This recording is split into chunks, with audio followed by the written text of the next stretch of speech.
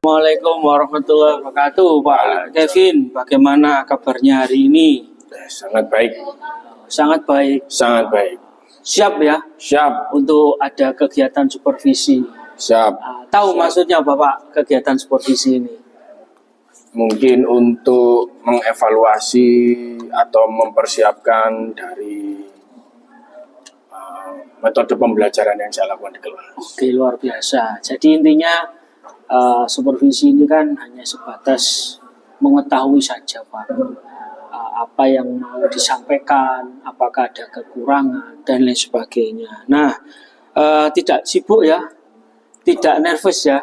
Oh tidak, santai. Saat ada kegiatan ya. Namun begini Pak Kevin, kebetulan kita kan kemarin sudah janjian diagendakan supervisinya besok ya. Besok. Nah, tapi hari ini saya hanya sebatas ingin tahu saja. Yang pertama, dari kegiatan yang kita lakukan, kira-kira apa yang mau dikembangkan dari pembelajaran yang Pak Kevin berikan ke siswa?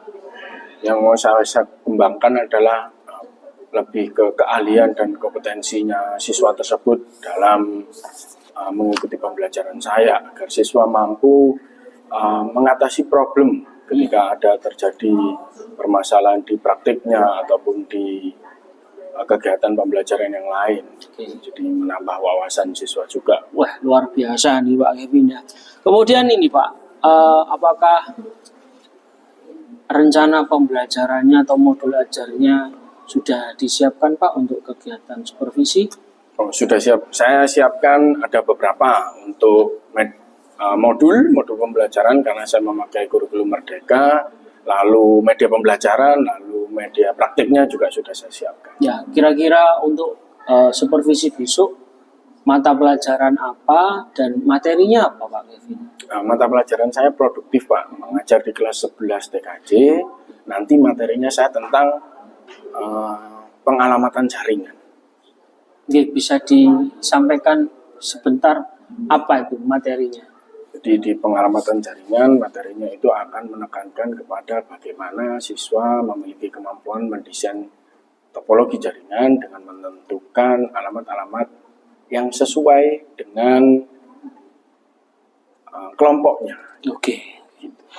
Kemudian yang mau dikembangkan dalam materi ini khususnya pada kemampuan intelektual dan kemampuan sosial siswa itu seperti apa ya Pak? Jadi nanti dalam prakteknya saya akan membentuk sebuah kelompok dan saya akan memberikan sebuah masalah atau proyek yang diberikan kepada kelompok tersebut. Diharapkan saya harapkan siswa itu mampu berkomunikasi dengan baik antar kelompok, berdiskusi, memecahkan masalah, dan membuat proyek itu.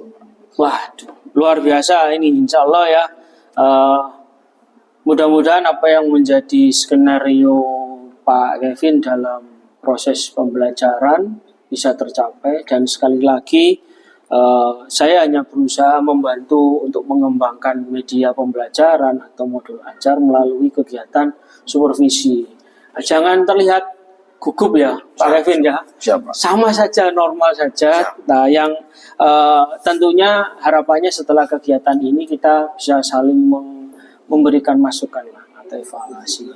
Jadi apakah ada yang kurang atau sesuai, dan tentunya skenario-nya kan untuk berpihak kepada murid ya. Artinya pengembangan kompetensi yang sudah disampaikan Pak Kevin bisa kena ke siswa lebih kompeten. Seperti itu Pak Kevin. Siap. Kita bertemu besok pagi.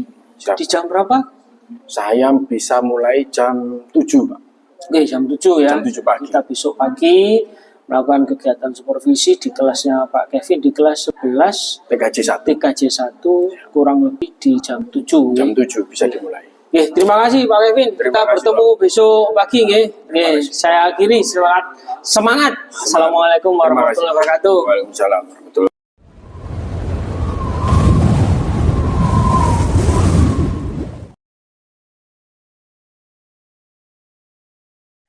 Assalamualaikum warahmatullahi wabarakatuh. Waalaikumsalam warahmatullahi wabarakatuh. Bagaimana keadaan kalian hari ini? Sehat. Oke, alhamdulillah baik. Nah, sebelum kita memulai pembelajaran hari ini, Mari kita berdoa menurut agama dan keyakinan kita masing-masing. Berdoa, mulai.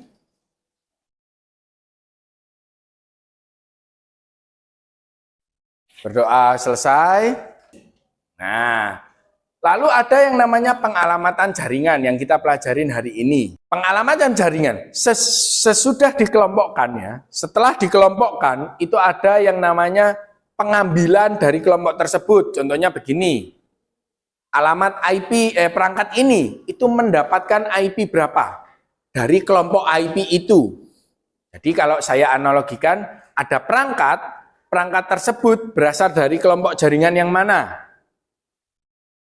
Nah, sudah dapat kelompok nih. Oh, saya ada di kelompok ini. Oke, maka kelompok itu akan dibagi lagi IP-nya dengan teknologi yang namanya atau aplikasi yang namanya subnetting. Subnetting adalah proses untuk memecah sebuah network dengan jumlah host yang cukup banyak. Jadi dalam kelompok itu banyak perangkat itu bisa dibagi lagi. Nah, itu subnetting ini ada hubungannya dengan IP versi 4 tadi. Jadi IP versi 4 yang sudah saya bilang tadi itu sudah akan habis. Ya. Maka ada upaya yang namanya subnetting untuk membagi IP versi 4 itu. Jadi kita punya IP versi 4, satu kelompok IP versi 4. Istilahnya kita beli kelompok IP versi 4. Nah, kita punya beberapa kelompok kecil nih di dalam kelompok kita. Maka kita bisa bagi dengan cara subnetting ini. Teknik subnetting membuat skala jaringan lebih luas dan tidak terbatas oleh kelas-kelas IP atau nanti saya jelaskan di materi berikutnya. Nah, next. Nah, perhitungan subnetting. Ya, jadi subnetting saya kasih contoh. Subnetting itu adalah sebuah upaya untuk memecah kelompok. Jadi contohnya, saya punya IP address 1.0/26. Nah, /26. Ya, jadi kalau kita analisa, kalau kita lihat berdasarkan alamat IP, berarti alamat IP ini berada di kelas C. Itu ya, dengan subnetmask atau netmask address /26. Apa ini /26? Nah, inilah yang disebut CIDR. Nah, jadi dari kelompok 26. Nah, penulisannya seperti apa? 26 itu dari mana? 26 merupakan interpretasi dari banyaknya 1. Ya, banyaknya angka 1 yang ada di dalam kelompok IP address itu. Kita tahu, saya jelaskan dulu. Satu deret IP address kelas C itu memiliki 4 oktet. Ya. 1 oktet itu berisikan 8 bit. Berarti totalnya berapa bit? 8 dikali 4, 32 bit. Itulah panjang bit dari IP versi 4. IP versi 4 memiliki panjang 32 bit. Nah, seperti itu. Nah, /26 didapatkan dari banyaknya angka 1 di dalam deret dari IP address tersebut. Ya, jadi 8, 16. 16 tambah 8, berapa tadi? 24. 24 ditambahkan 2. Hasilnya 26. Penulisan netmasknya bagaimana? Penulisan netmasknya adalah dari hasil 1 ini akan kita konversikan menjadi desimal. Ini masih berupa biner, begitu ya? Biner, saya ulangin dulu. Biner terdiri dari berapa angka? 2. Apa saja? 1 dan 0. Begitu ya? Nah, jadi dari biner ini kita rubah menjadi desimal. Ya, jadi 1 di sini mewakili 2 pangkat. Mulai dari sebelah sini, mulai dari sebelah kiri saya. 1 pertama itu berarti 2 pangkat 0. 2 pangkat 0 berapa? 2 pangkat 0 itu 1 ya, bukan 0 ya. Terus 2 pangkat 1, 2 pangkat 2, 3, 4, sampai 2 pangkat 8. Nah, bilangan 2 pangkat itu tadi kita tambahkan. Akan menghasilkan 255. 255 ini juga sama. Oh, ternyata ini sama. Nggak perlu dihitung lagi. 255. Oh, ini juga sama. 255. Saya tulis lagi. Nah, ternyata ini beda. Nah, bagaimana cara menghitungnya? Yaitu tadi, ini 2 pangkat 0, 1, 2, 4, 8, 16, 32, seperti itu. Dan akhirnya kita mendapatkan berapa? 1, 2, 8, ya. Ditambah 6, 4, menghasilkan 1, 9, 2. Akhirnya penulisan NetMask address-nya adalah 255, 255, 255 titik 192. Gitu. Nah, cara perhitungan yang seperti itu tadi bagaimana sih? Nah, misalkan ini jumlah subnet itu 2 pangkat X. Tuh. Jadi nanti kita akan pakai permisalan. Jumlah subnet itu artinya adalah jumlah kelompok. Kita pengen membuat beberapa kelompok. Nah, ini caranya. Jumlah subnet caranya ada 2 pangkat X. Di mana X adalah banyaknya binari 1 yang saya sebutkan tadi, binari 1 pada oktet terakhir sebuah subnet Mas.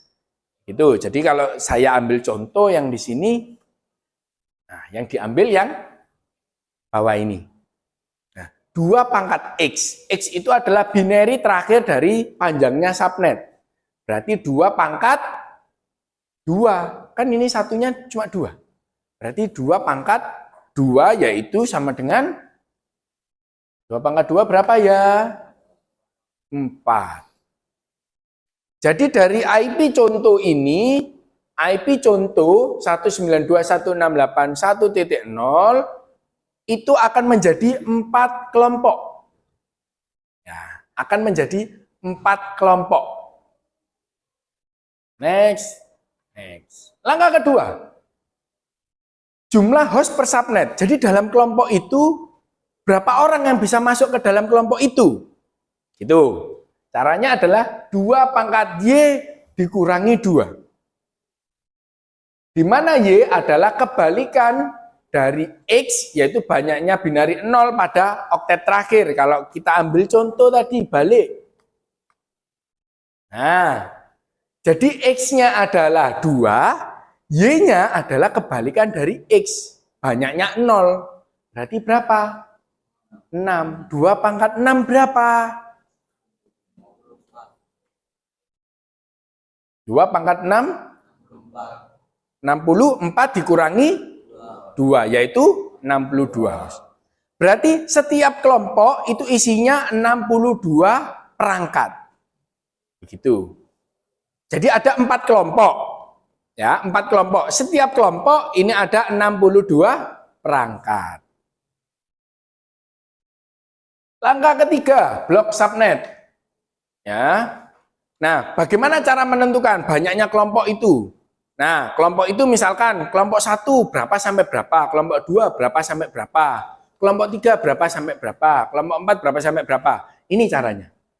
Ya, jadi blok subnet 256 dikurangi 192, 192 kita dapatkan dari hasil perhitungan NetMask tadi. Subnet berikutnya adalah 64 ditambah 64 lagi karena jumlahnya 64 tadi. Ya, jadi otomatis pertama atau awal itu 0, betul kan ya? Itu ditambah 64. Ya, akan menghasilkan 64. 64 tadi ditambah 64 lagi menghasilkan 128. 128 ditambah 64 lagi akan menghasilkan 192. Jadi nanti ada kelompok 0, kelompok 64, kelompok 128, kelompok 192. Kelompok yang saya sebutkan ini tadi, ya, kita balik lagi ke awal tadi. Kelompok yang saya sebutkan ini adalah network address. Di mana network address itu berasal dari jaringan mana dia berasal. Gitu ya.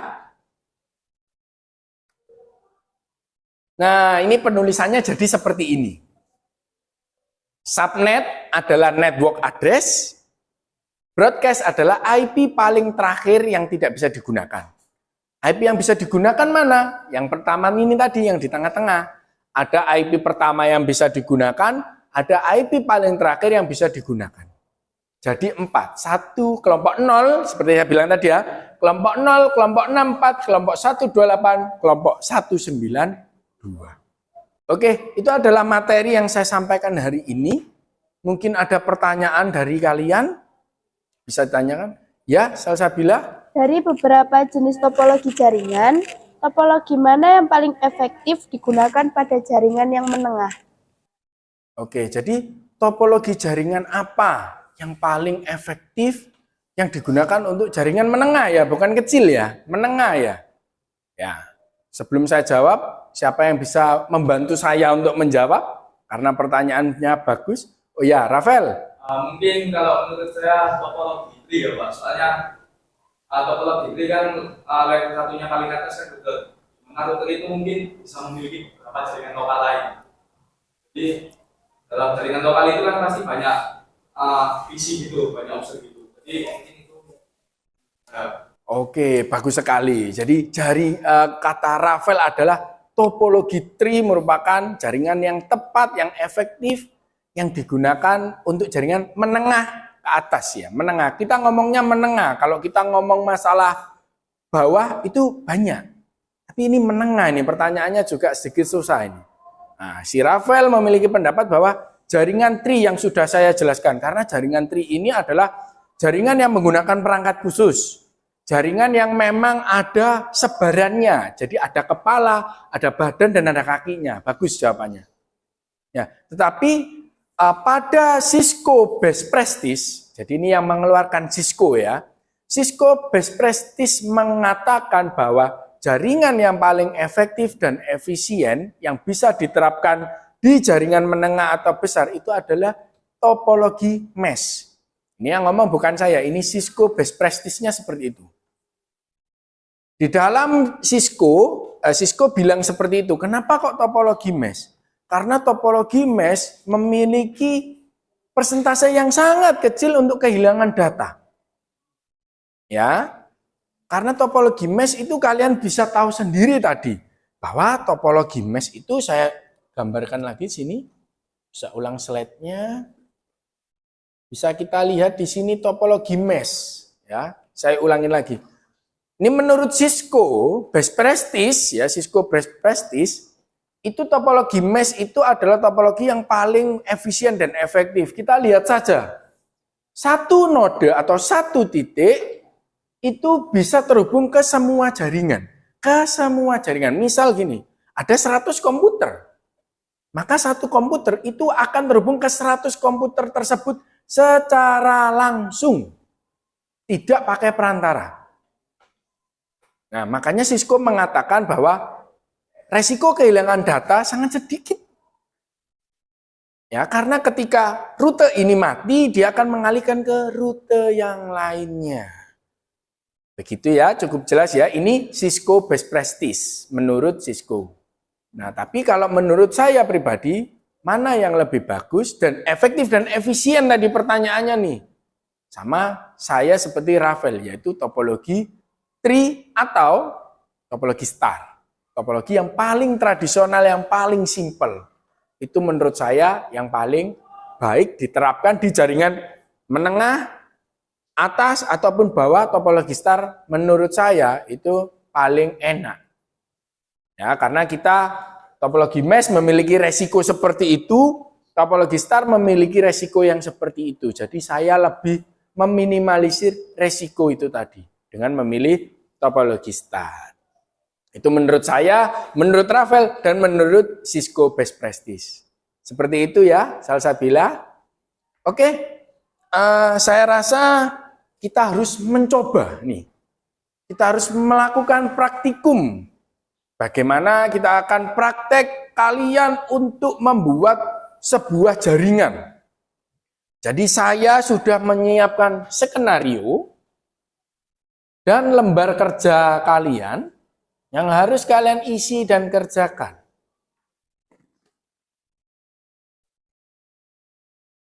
Nah, ini adalah soal project. Selamat mengerjakan, semoga kalian menghasilkan hasil yang terbaik dan mendapatkan nilai yang baik juga. Silakan.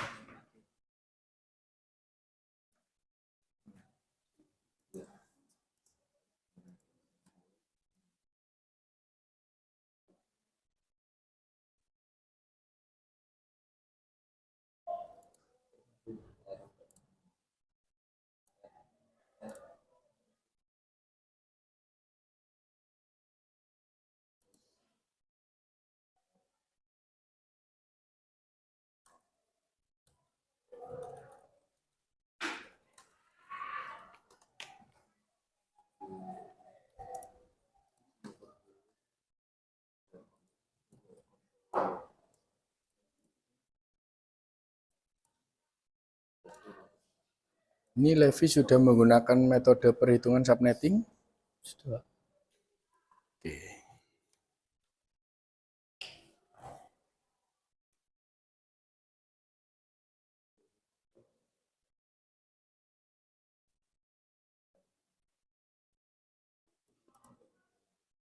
Bima sudah menentukan banyaknya perangkatnya yang akan dipakai?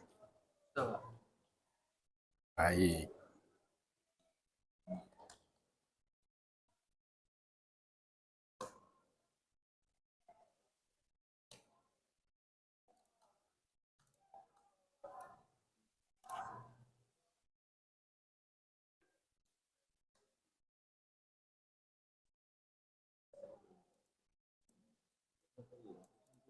Salsa menemukan kesulitan apa? Belum ada ya. Bagus.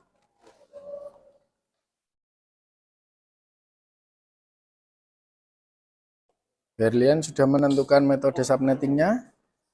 Sudah, bagus.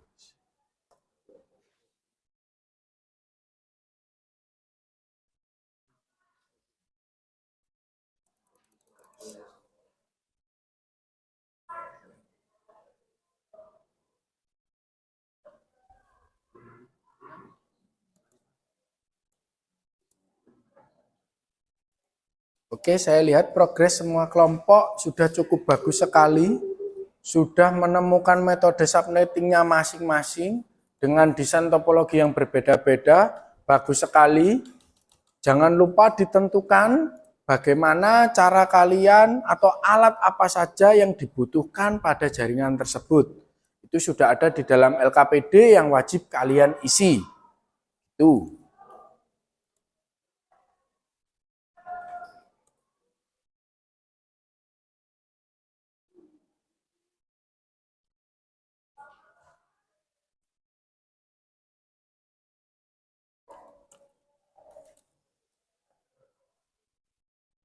Oke, karena progresnya cukup bagus, semuanya sudah tahu bagaimana caranya mendesain jaringan.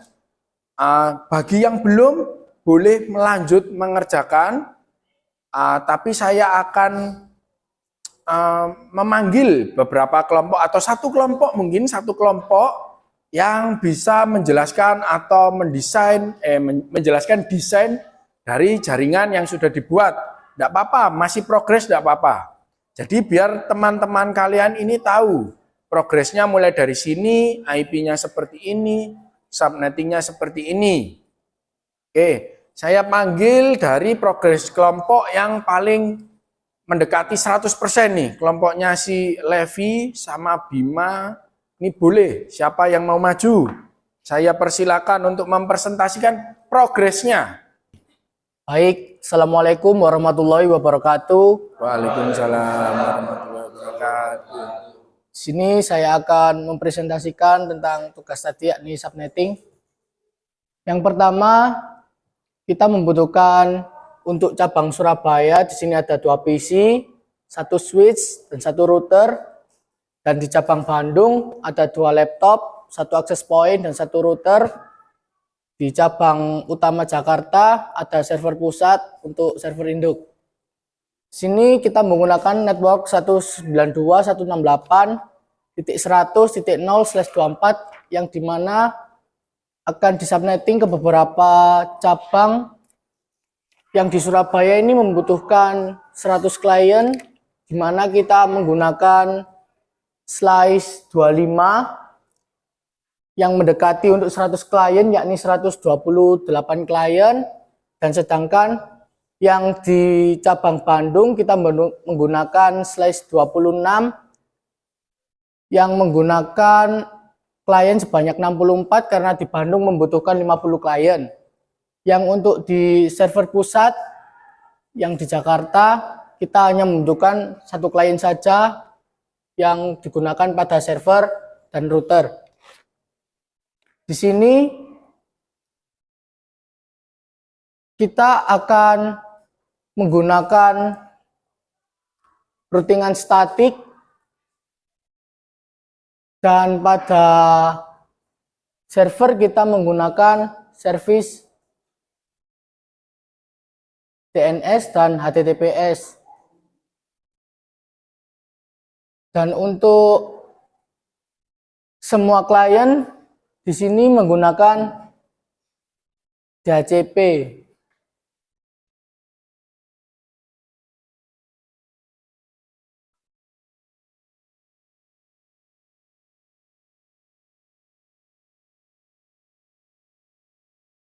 Sekian presentasi dari saya. Wassalamualaikum warahmatullahi wabarakatuh. Oke, waalaikumsalam warahmatullahi wabarakatuh. Kita beri tepuk tangan dulu untuk kelompok dari Levi ini ya. Progresnya cukup baik, walaupun penyampaiannya belum begitu sempurna. Boleh ditayangkan dulu? Nih, saya akan mendiskusikan atau membahas topologi jaringan dari Levi, kelompoknya si Levi. Ya, nih tadi. Levi menggunakan 3 router seperti ketentuan yang ada di dalam project.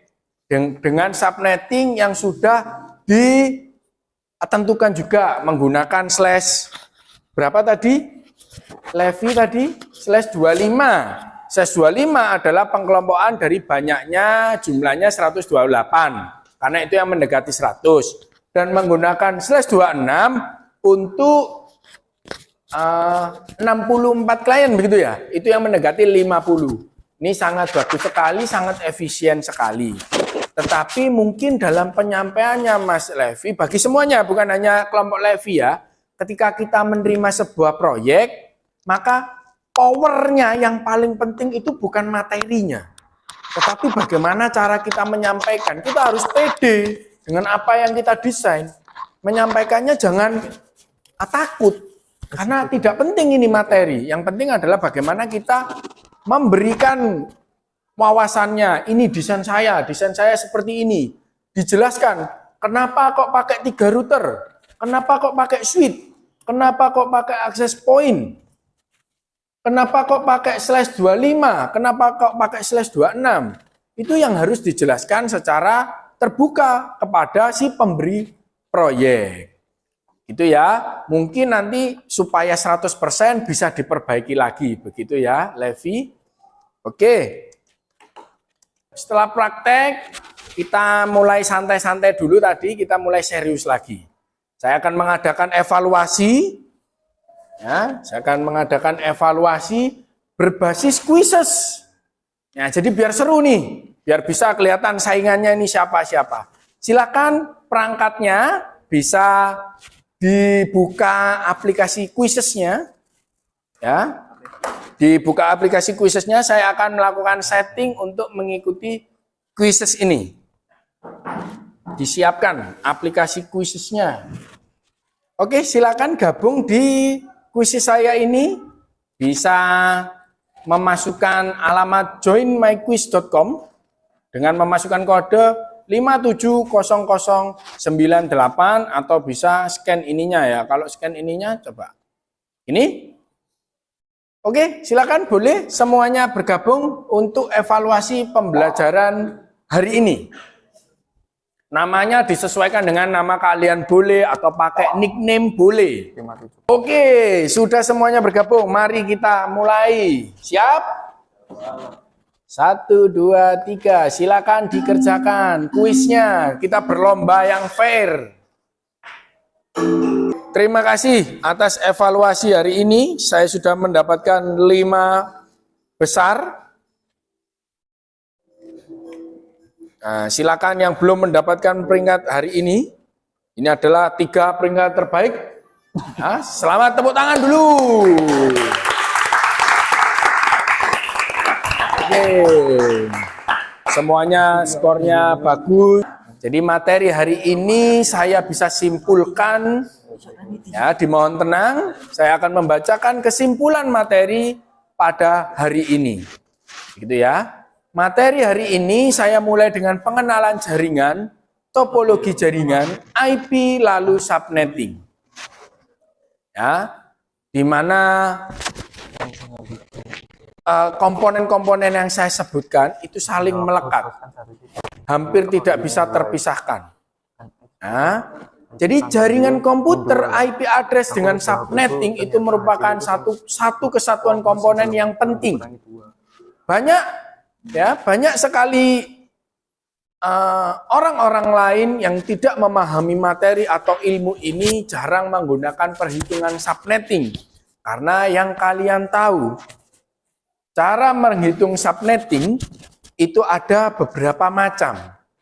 Dan belum tentu semua orang tahu cara jitu atau cara cepatnya. Padahal dengan subnetting, itu kita bisa mengkelompokkan jaringan kita jauh lebih baik lagi, jauh lebih besar lagi, jauh lebih efektif dan efisien. Ingat, jaringan komputer yang bagus bukan yang paling besar atau bukan yang paling kecil. Jaringan komputer yang paling bagus adalah jaringan yang paling efektif di sisi instalasi, perawatan, dan biaya. Jaringan yang bagus adalah jaringan yang efisien, di mana efisien itu adalah kita menggunakan sejumlah perangkat sesuai kebutuhan kita. Maksudnya kebutuhan kita itu seperti apa? Misal kita mendesain jaringan untuk laboratorium komputer yang ada di sekolah, maka tidak diperlukan sama sekali perangkat dengan spek yang tinggi. Terima kasih. Untuk hari ini, terima kasih kalian sudah menjadi anak yang hebat, anak yang baik. Ya, semoga kebaikan ini, kerajinan ini tidak berhenti di sini. Karena perjalanan kalian masih panjang. Sampai bertemu di kesempatan atau pelajaran berikutnya dengan saya lagi. saya akhiri, saya ucapkan terima kasih. Wassalamualaikum warahmatullahi wabarakatuh. Waalaikumsalam warahmatullahi wabarakatuh.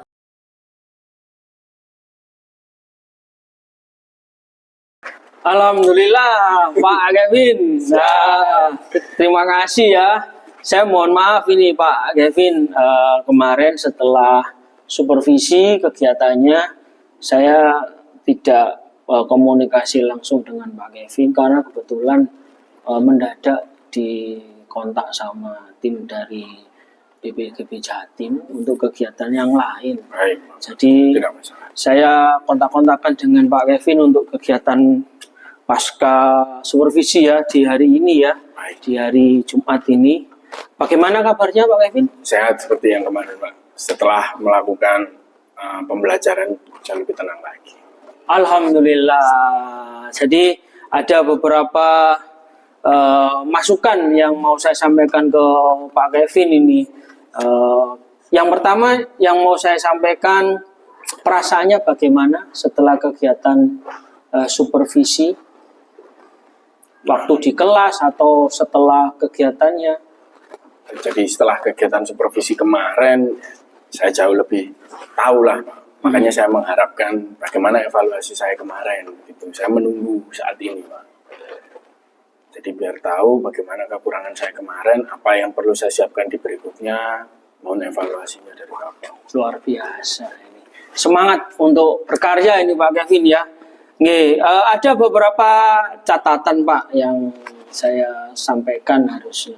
Tapi ini bukan sebagai koreksi ya, hanya sebatas kita sama-sama saling melengkapi saja. Yang pertama, luar biasa Pak Kevin ya, secara beruntun langkah-langkah pembelajarannya sudah sesuai. Kemudian pelaksanaan pembelajarannya juga sudah baik. Namun ada beberapa hal yang perlu dikembangkan oleh guru. Yang pertama terkait dengan tugas Pak. Nah, setidaknya Bapak melengkapi kegiatannya melalui LKPD ya. Di lembar-lembar tertentu atau mungkin kalau sekarang tidak diperkenankan dari LKS ya berarti harus di lembar ya. Kemudian runtutan presensi Pak. Nah Pak Kevin ini tidak menyebutkan secara jelas di beberapa siswa untuk presensi absensi. Nah harapannya lebih concern dengan siswanya, mungkin ada yang terlambat dan sebagainya. Kemudian untuk refleksinya sudah bagus, cara pembawaannya juga bagus. Kemudian bertanya Pak, ini yang kurang dari Pak Kevin ya. Ada satu kegiatan yang harusnya Pak Kevin juga ikut menanyakan satu atau dua pertanyaan terkait dengan tugas yang diberikan secara khusus. Itu Pak Kevin, apakah ada yang mau didiskusikan Pak Kevin? Atau ada yang mau ditanyakan? Kalau saya juga menyadari Pak bahwa kalau absen itu kadang-kadang sering lupa gitu, karena terbiasanya karena siswa terlalu banyak, jadi saya absen ya saya anggap masuk, memang sedikit terlewatkan. Terus lalu untuk masalah pertanyaan, memang saya tidak mengajukan pertanyaan karena saya sudah merasa materi yang saya berikan ini sudah cukup komplit gitu. Jadi kalau misalkan saya mengajukan pertanyaan, khawatirnya anak-anak malah tidak ada yang ditanyakan, makanya saya sedikit melewati mengasih sesi pertanyaan. Saya bertanya ke murid itu saya kurang seperti itu. Nah, kira-kira apa yang mau dikembangkan lagi dari pembelajaran yang sudah Pak Kevin lakukan kemarin? Mungkin yang saya mau kembangkan adalah materi dan soal untuk proyeknya, Pak. Itu menurut saya beberapa kompetensi kurang ada di dalam praktek itu, dan materinya mungkin saya akan visualkan lagi dalam bentuk video atau dalam bentuk PPT yang lebih bagus lagi supaya tidak bosan anak-anak. Oke, Pak Kevin. Kemudian kira-kira dari yang sampai rencanakan untuk ke depan, rencana tindak lanjutnya seperti apa ya? Ya itu Pak, jadi seperti yang saya bilang tadi, nanti tindak lanjutnya saya akan memperbaiki lagi cara pengajaran saya lebih teliti lagi, dan pasti media pembelajarannya akan saya sempurnakan lagi supaya anak jauh lebih jelas lagi, jauh lebih tidak bosan dalam mengikuti kegiatan saya. Itu tindak lanjut saya nanti. Oke, terima kasih Pak Kevin. Ini sudah menjadi catatan saya. Nanti saya coba berikan ringkasan secara narasi ya. Kemudian saya sampaikan ke Pak Kevin. Dan sekali lagi, kegiatan supervisi ini tidak serta-merta menilai, tapi kita mencoba untuk berkolaborasi saja, untuk mengembangkan potensi dan kompetensi, dan tentunya ada salah satu materi ajar yang berpihak kepada murid. Saya ucapkan terima kasih kerjasamanya. Semoga tidak menjadi catatan yang tidak menyenangkan untuk saya, karena kegiatan supervisi ya seakan-akan ternilai tidak, hanya sebatas ingin berkolaborasi saja. Siap, terima kasih. Terima kasih Pak Kevin, sukses Sama-sama. untuk Pak Kevin. Sama-sama. Saya mohon izin pamit, terima kasih ya. Terima kasih, Pak. Semoga sehat selalu. Ya, Pak. Sama-sama, Pak.